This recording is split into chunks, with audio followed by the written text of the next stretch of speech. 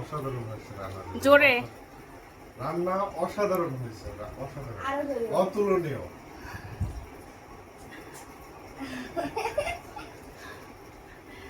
ঋষিকা অসাধারণ হয়েছে। এই যে লুঙ্গি পরা সাধুটা, আমি কি বলবো? আমি তো প্রত্যেক দিনই খাই, তাই না?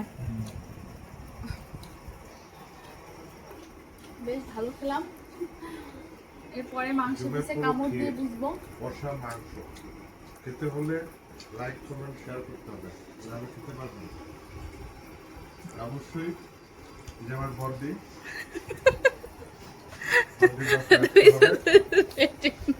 বর্দি কিন্তু সেই রান্না করে, সেই।